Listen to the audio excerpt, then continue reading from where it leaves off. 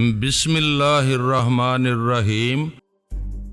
وہ شتیر کو کاٹنے کی بجائے آپ کے ہاتھوں میں چھالے ڈال دے گی۔ فار گاڈ سیک آپ فرحاد علی تیمور کے مقابلے میں کسی ڈمی یا فراڈ دیوی کو پیش نہ کریں، یہ محض بچکانہ چال ہوگی۔ تم نے میری آنکھیں کھول دی ہیں۔ واقعی یہ میری خوش فہمی تھی کہ جو فرحاد میری پیدائش سے پہلے ناقابل شکست فولاد تھا وہ جا چکا ہے، جس نے بڑی بڑی سپر طاقتوں کو گھٹنے ٹیکنے پر مجبور کیا، اس سے میں فراڈ کروں گی۔ میری اس چال میں بہت سی ناسمجھی ہوگی۔ مائک ہرارے نے کہا، آپ کی ذہانت اور تجربہ بڑھتا جا رہا ہے۔ میں اس بات کی داد دیتا ہوں کہ آپ نے بڑی حاضر دماغی سے پھرتی سے امریکی اور اسرائیلی ٹیلی پیتھی جاننے والوں کے فرحاد کی گرفت میں جانے سے بچا لیا ہے، یہودی تنظیم کو پہلے کی طرح رکھا ہے۔ اس طرح کافی خیال خوانی کرنے والے آپ کے تابع داری میں محفوظ ہیں۔ آپ خوب سوچ سمجھ کر قدم اٹھاتی رہیں گی تو آئندہ آپ کا ایک بھی خیال خوانی کرنے والا مارا نہیں جائے گا۔ میں اپنی دانست میں خوب سوچ سمجھ کر قدم اٹھاتی ہوں۔ مینڈولا بھی تمہاری طرح بڑی ذہانت سے بھرپور مشورے دیتا تھا، اس کے باوجود وہ برادر کبیر اس لیے ہم پر حاوی ہو جاتا تھا کہ اس کے پاس سائے میں تبدیل کر دینے والی گولیاں ہیں۔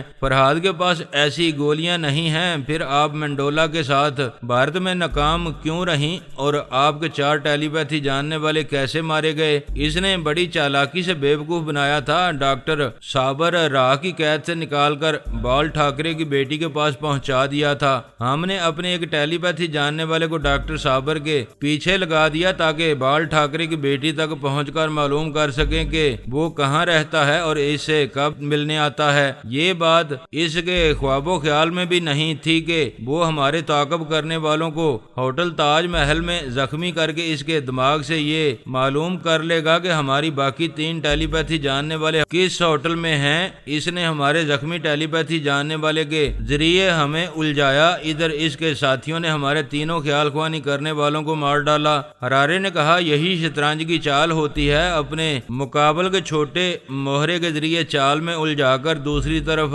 اس کو مات دے دی جاتی ہے۔ آپ کے اور مینڈولا کے دماغوں میں سے بات نکل گئی تھی کہ فرحاد کسی ایک ٹیلی پیتھی جاننے والے کا نام نہیں، اسے استعمال کر کے باقی شیریٹن میں رہنے والے ساتھیوں کو پتہ معلوم کر لے گا۔ بے شک ہم نے اس پہلو کو بلا دیا تھا، اسے بھول گئے تھے۔ نقصان پہنچایا ہے، لیکن جو ہو چکا ہے اس پر مٹی ڈالو۔ میرے مسائل ہیں، ان کے حل نکالو۔ ایک مسئلہ تو یہی ہے کہ بھارت میں ہے اور میں چاہتی ہوں کہ وہ وہاں سے چلا جائے، اور دوسرا مسئلہ کیا ہے؟ یہ کہ برادر کبیر ہمارے قابو میں آ جائے تاکہ ہمیں ان غیر معمولی گولیوں کا فارمولہ مل جائے۔ وہ چال باز سربراہ اپنے مجاہدین کو سایہ بنا کر انہیں ٹیلی پیتھی سکھاتا رہے گا۔ دونوں ہی مسئلے نہایت پیچیدہ ہیں۔ میرا پہلا دانشمندانہ مشورہ یہ ہے کہ فرحاد سے نہ الجھیں، اسے بھارت میں رہنے دیں۔ وہ وہاں رہ کر میرے دیش کو نقصان پہنچا رہا ہے۔ فرحاد کے بغیر بھی بھارت کے تمام سیاستدان اپنے اپنے مفاد کی خاطر دیش کو نقصان پہنچا رہے ہیں۔ کیا بھارت کو آپ خوشحال ملک بنا سکتی ہیں؟ وہاں جو غریب تر اور امیر تر ہوتے جا رہے ہیں، کیا آپ یہ نا انصافی ختم کر سکتی ہیں؟ اگر میں ایسا نہیں کر سکتی تو اس کا مطلب یہ نہیں ہے کہ فرحاد جیسے دشمن کو اپنے ملک میں رہنے دیا جائے۔ جب آپ کی سمجھ میں یہ بات آ جائے گی کہ فرحاد کو وہاں سے نکال نہیں سکیں گی تو پھر دوسری تدابیر پر عمل کریں گی۔ تم بتاؤ دوسری تدابیر کیا ہو سکتی ہیں؟ یہی کہ سب سے پہلے عقل سے یہ سوچنا ہے کہ فرحاد بھارت میں کیوں ہے۔ میں کہتا ہوں وہ کشمیر کی جنگ بھارت میں لڑ رہا ہے۔ کمال ہے تم بڑی ذہانت سے وہی بات کہہ رہے ہو جو برادر کبیر نے کہی تھی۔ اس نے مجھ سے وعدہ کیا تھا کہ میرے کسی ٹیلی پیتھی جاننے والے کو نقصان نہیں پہنچائے گا، بلکہ کشمیر کا رخ بھی نہیں کرے گا، کیونکہ وہاں ٹیلی پیتھی جاننے والوں کا باپ فرحاد موجود ہے۔ واقعی اس طرح صاف ظاہر ہوتا ہے کہ فرحاد کشمیر کی جنگ بھارت میں لڑ رہا ہے۔ جب صحیح وجہ معلوم ہو جائے تو آپ کو فرحاد سے دور رہ کر وہی چال چلنا چاہیے جو فرحاد چل رہا ہے۔ بابا فرید باستی صاحب کے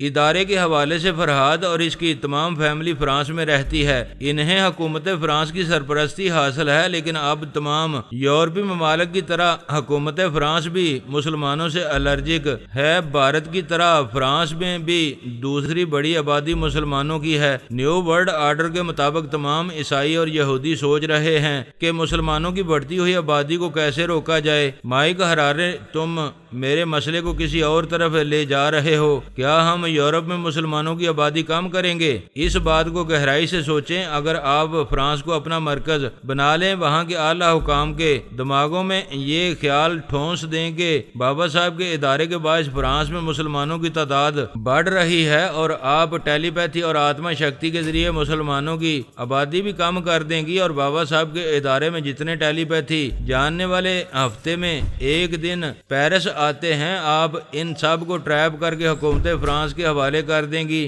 تو وہ آپ کو سر پر بٹھائیں گے۔ جب ادھر فرہاد کا نقصان ہونے لگے گا تو وہ خود ہی بھارت چھوڑ کر پیرس چلا جائے گا۔ یہ تو بہت ہی عمدہ چال ہے۔ میں نے بھی پڑھا ہے کہ فرانس میں مسلمانوں کی بڑھتی ہوئی آبادی پر تشویش کا اظہار کیا جا رہا ہے۔ میں مذہبی جذبات کو ابھاروں گی تو فرانس کے تمام عیسائی اعلی حکام اور عہدے داران میری ٹیلی پیتھی اور آتما شکتی سے فائدہ اٹھانے کے لیے مجھے وہاں بڑی رازداری سے سہولتیں فراہم کریں گے۔ اب میں فرانسیسی اکابرین سے رابطہ کروں گی، ان کے چور خیالات سے معلوم کروں گی کہ ان میں سے کتنے اکابرین میرے مشن کو پورا کر سکتے ہیں۔ ان کے ذریعے پیرس میں فرہاد کے ٹیلی پیتھی جاننے والوں تک پہنچنے کی کوشش کروں گی۔ اس کے بعد آپ کے لیے برادر کبیر مسئلہ بنا ہوا ہے۔ فی الحال میں یہ نہیں سمجھتا کہ ہم اس مردہ اور زندہ ہو جانے والے شخص سے غیر معمولی گولیوں کا فارمولہ حاصل کر سکیں گے، لیکن اسے ان گولیوں کے ذریعے بڑا فائدہ اٹھانے سے روک سکیں گے۔ وہ کیسے؟ اگر نئے سپر ماسٹر کی خفیہ رہائش گاہ کا جلد سے جلد سراغ لگا کر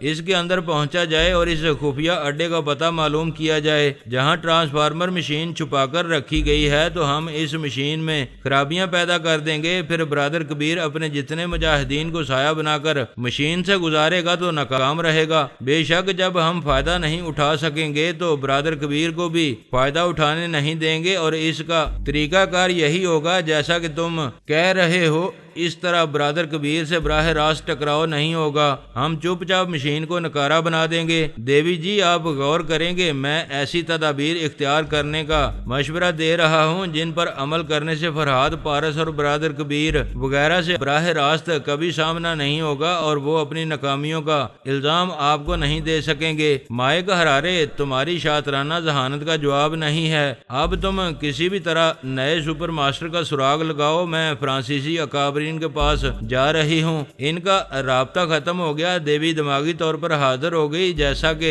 پہلے بیان ہو چکا ہے کہ دیوی نے چند بڑے ممالک میں ڈمی شیتارہ بنائی ہوئی تھیں۔ پہلے وہ رات کے 12 بجے باری باری ہر ملک کے ڈمی شیتارہ سے رابطہ کرتی تھی، لیکن پچھلے کئی ماہ سے وہ کبھی پارس اور کبھی برادر کبیر کے درمیان الجھی رہی تھی۔ اسے اب تک یہ معلوم نہ ہو سکا تھا کہ پارس ہی برادر کبیر ہے۔ دیوی اس ڈمی شیتارہ کے پاس پہنچ گئی جو فرانس میں تھی۔ پھر اس کے ذریعے فرانس کے اعلی حکام اور دیگر اہم عہدے داران کے اندر پہنچ کر ان کے خیالات پڑھنے لگی۔ ان میں سے جتنے فرانسیسی اکابرین اس کے کام آ سکتے تھے وہ ان پر سونیا کے لب و لہجے میں تنویمی عمل کر کے اپنا تابع دار بنانے لگی۔ اس نے چیف آف آرمی سٹاف کو اپنا معمول اور تابع دار بنا کر پوچھا، تم لوگ مسلمانوں کے دوست کیوں ہو اور بابا صاحب کے ادارے کو ہر طرح کا تحفظ کیوں دیتے ہو؟ اس نے جواب دیا، پہلے تو ہمیں فرہاد کے ٹیلی پیتھی جاننے والوں سے بڑے بڑے فائدے پہنچتے تھے، اور اس میں شبہ نہیں کہ وہ تمام مسلمان حکومت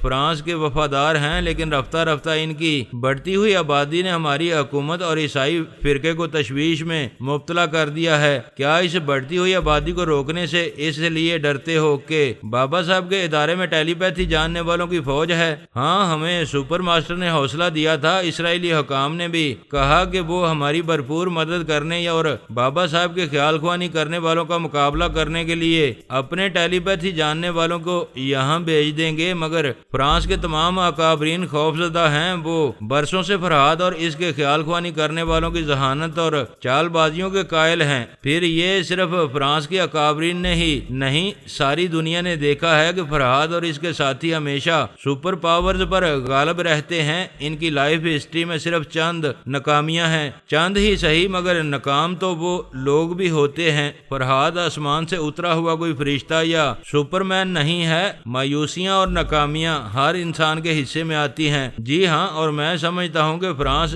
جیسے بڑے اور طاقتور ملک کی حمایت نے فرہاد اور بابا صاحب کے ادارے والوں کے حوصلے بڑھا کر انہیں بیشتر معاملات میں کامیاب ہونے کے مواقع فراہم کیے ہیں۔ یہ تم نے دانش مندی کی بات کی ہے، میں ٹیلی پیتھی میں فرہاد سے کچھ کم نہیں ہوں، بلکہ اس سے بھی زیادہ آتما شکتی کا علم مجھ میں ہے۔ میرے پاس بھی ذہین ٹیلی پیتھی جاننے والوں کی فوج ہے، اور جو فوج بابا صاحب کے ادارے میں چھپی رہتی ہے میں اسے باہر نکالوں گی اور ان کے ایک ایک خیال خوانی کرنے والے کو ٹریپ کرتی رہوں گی۔ وہ بڑے تحمل اور اعتماد سے فرانس کے تمام اہم افراد کو اپنا تابعدار بنا رہی تھی۔ پہلے وہ بڑے فخر سے خوش فہمی میں مبتلا رہ کر دشمنوں کے مقابل آتی تھی، اب مائک ہرارے اسے تحمل اور اعتماد کے ساتھ پھونک پھونک کر قدم اٹھانا اور قدموں تلے مخالفین کو روندنا سکھا رہا تھا۔ لیکن فرانس کے کئی اہم حکام اور فوجی اعلیٰ افسران ایسے تھے جن کے دماغوں میں کسی نے تنظیمی عمل کیا تھا۔ مائک ہرارے اور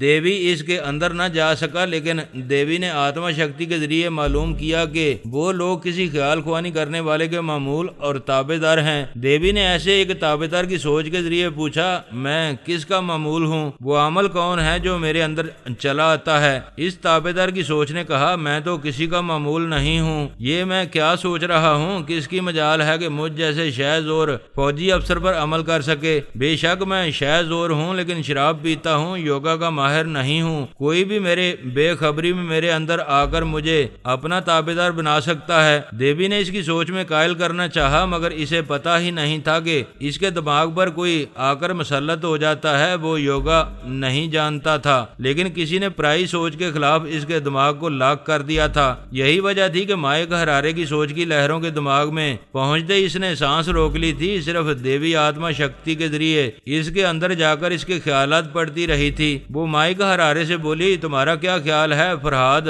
نے ایسا کیا ہوگا؟ ہرارے نے کہا، فرانس کے تمام حکام اور اعلیٰ عہدیداران فرہاد اور اس کی فیملی کے ہر طرح سے کام آتے ہیں، تو پھر وہ خود خواہ مخواہ کیوں ان پر تنظیمی عمل کریں گے جبکہ وہ سب پہلے ہی تابع دار ہیں؟ ہو سکتا ہے کسی خاص مقصد کے تحت فرہاد کے خیال خوانی کرنے والوں نے انہیں احتیاطاً تنظیمی عمل کے ذریعے بھی تابع دار بنا رکھا ہو۔ اگر کسی خاص مقصد اور احتیاطی تدابیر کی ضرورت ہوتی تو ان کے جناب تبریزی روحانی ٹیلی پیتھی کے ذریعے انہیں پوری طرح جکڑ لیتے، پھر آپ بھی آتما شکتی کے ذریعے ان کے اندر نہیں جا سکتی تھی۔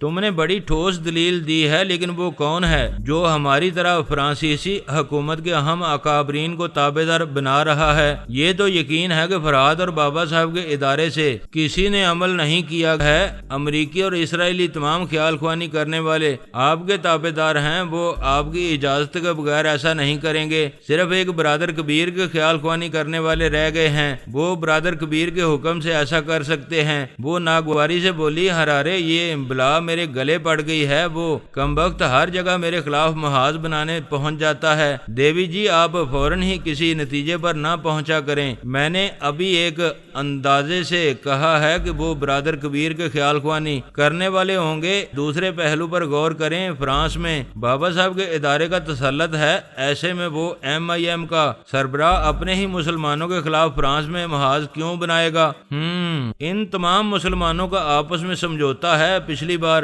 برادر کبیر نے میرے خلاف کشمیر میں اس لیے محاذ نہیں بنایا کہ وہاں بھارت میں فرہاد موجود ہے۔ سمجھ میں نہیں آتا کہ فرانس میں ہماری طرح محاذ بنانے والا کون ہے؟ ایسا کون خیال خوانی کرنے والا ہے جسے ہم نہیں جانتے ہیں؟ اسی کو خوش فہمی کہتے ہیں۔ آپ ہر پہلو پر غور کیے بغیر دعوے کر رہی ہیں کہ دنیا کے تمام خیال خوانی کرنے والوں کو جانتی ہیں۔ یہ خوش فہمی نہیں ہے، صرف میں ہی نہیں، تم بھی تمام ٹیلی پیتھی جاننے والوں کو جانتے ہو۔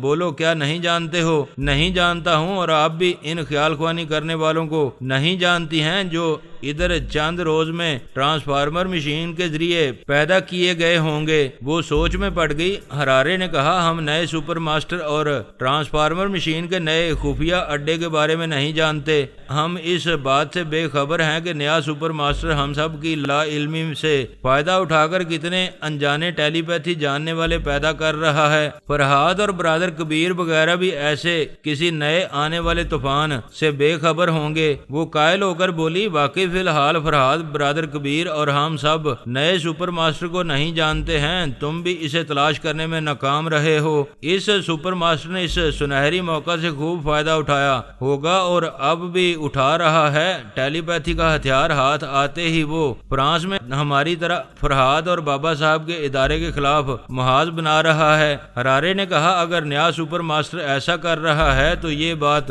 ہمارے حق میں ہے۔ ہم اپنے طور پر فرانس میں بابا صاحب کے ادارے کو کمزور بنائیں گے، اس ملک سے فرحاد اور اس کی فیملی کے قدم اکھاڑیں گے، وہاں کی بڑھتی ہوئی مسلمان آبادی کو کم بھی کریں گے اور ان مسلمانوں کو فرانس چھوڑنے پر مجبور بھی کرتے رہیں گے۔ لیکن یہ جو کچھ ہم کریں گے اس کے تمام الزامات نئے سپر ماسٹر پر عائد کرنے کی کوشش کرتے رہیں گے۔ لیکن سپر ماسٹر نے ہمیشہ خود کو رپوش رکھا اور اپنے ٹیلی پیتھی جاننے والوں کو بھی ظاہر نہ ہونے دیا، تو اس پر الزامات کیسے عائد ہوں گے؟ آپ یہ سوچیں کہ ہم پر بھی الزامات عائد نہیں ہوں گے، ہمارے خلاف بھی کوئی ثبوت نہیں ہوگا۔ جیسا کہ معلوم ہوا ہے کہ نیا سپر ماسٹر اور تینوں افواج کے اعلیٰ افسران رپوش رہ کر کمپیوٹر کے ذریعے اپنی ملکی ذمہ داریاں پوری کر رہے ہیں، تو فرحاد وغیرہ ان پر ہی شبہ کریں گے کہ وہ اپنی طرح اپنے نئے ٹیلی پیتھی جاننے والوں کو بھی آہنی پردوں میں چھپا کر فرانس میں مسلمانوں کے خلاف ایک خاموش جنگ شروع کر چکے ہیں۔ ہرارے، تم نہایت دانش مندی سے ہر طرح کے حالات کا تجزیہ کرتے ہو اور درست کرتے ہو۔ بس کسی طرح اس نئے سپر ماسٹر کا سراغ لگاؤ۔ وہ چوہا نہیں ہے کسی بل میں گھسا ہوگا، وہ انسانوں کی بستی میں کہیں ہوگا، پلیز اسے تلاش کرو۔ وہ ہرارے کے اندر تھی اور ہرارے دونوں ہاتھوں سے سر تھام کر سوچ رہا تھا، اس بار کوئی زبردست شخص ہے جو سپر ماسٹر بن کر آیا ہے۔ جب کوئی شکار ہم جیسے شکاریوں کے ہاتھ نہ آئے تو دانش مندی یہ ہے کہ ہم اپنے سے بڑے اور گاگ شکاری فرحاد کو اس کے پیچھے لگا دیں۔ دوسری طرف برادر کبیر کو ہم نیا سپر ماسٹر بن کر چھیڑیں۔ جب فرحاد اور برادر کبیر کو چھیڑا جائے گا تو وہ رپوش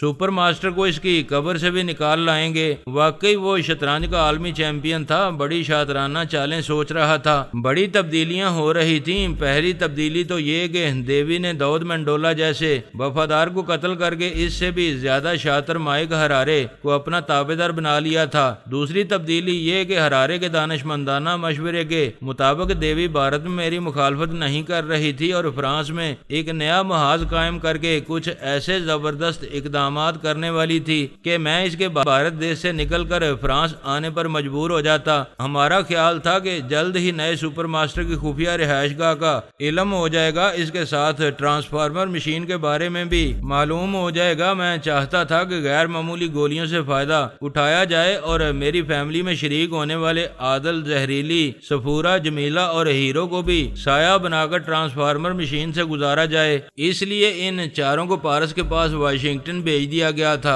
اور لکی 7 کو بابا صاحب کے ادارے میں بلایا گیا تھا تاکہ میڈیکل ٹریٹمنٹ کے ذریعے اسے مزید نارمل بنایا جا سکے۔ یہ تبدیلیاں ہماری طرف سے ہو رہی تھیں۔ اس کے علاوہ ثانی اور علی ایک زبردست چونکا دینے والا کھیل شروع کر رہے تھے۔ میں اگلی سطروں میں اس زبردست کھیل کا انکشاف کروں گا۔ فی الحال سب سے دانش مندانہ کھیل نیا سپر ماسٹر کھیل رہا تھا۔ وہ تینوں افواج کے سربراہوں اور ٹرانسفارمر مشین کے ساتھ رپوش ہو کر تمام دوستوں، دشمنوں اور دنیا کے تمام ٹیلی پیتھی جاننے والوں کو بے حد تجسس میں مبتلا کر رہا تھا۔ اس سلسلے میں یہ سب ہی سوچ رہے تھے کہ وہ رپوش رہ کر بڑی دانش مندی سے کام لے کر ٹرانسفارمر مشین سے فائدہ اٹھا رہا ہے اور نئے نئے ٹیلی پیتھی جاننے والے پیدا کر رہا ہے۔ جیسا کہ میں پہلے بھی کئی بار کہہ چکا ہوں، جو وجود میں رہ کر بھی نظر نہ آئے، جو پر اسرار رہے لیکن کائنات کے ذرے ذرے سے اپنا بید کھولتا رہے، وہ ذات پاک صرف اللہ تعالیٰ کی ہے۔ دنیا کا کوئی بندہ پر اسرار بن کر نہیں رہ سکتا۔ اسی طرح ایک دن اس نئے سپر ماسٹر کو بھی ظاہر ہونا ہے۔ اس کے ظاہر ہونے میں کچھ عرصہ لگے گا، وہ کھلے ہوئے صفحات کی طرح آنکھوں کے سامنے آئے گا، لیکن میں اس داستان کو اپنے مخصوص ترتیب کے ساتھ آگے بڑھانے کے لیے ذکر کر رہا ہوں کہ وہ ہماری لا علمی میں کیا کرتا پھر رہا ہے۔ اس نئے سپر ماسٹر کا نام اے لالاس تھا۔ وہ کٹر کیتھولک تھا۔ امریکہ کے نیو ورلڈ آرڈر کے مطابق مسلمانوں کو ان کی تہذیب سے دور اور پسماندہ رکھنے کی سختی سے حمایت کرتا تھا۔ اسے ہم مسلمان ٹیلی پیتھی جاننے والوں سے زیادہ خطرہ تھا، اس لیے وہ پہلے مرحلے میں تینوں افواج کے سربراہوں کے ساتھ رپوش ہو گیا تھا۔ ٹرانسفارمر مشین کے سابقہ نگرانی کرنے والے افسروں اور فوجی جوانوں کا وہاں سے تبادلہ کر دیا تھا، پھر اس مشین کو دوسری جگہ منتقل کر دیا تھا۔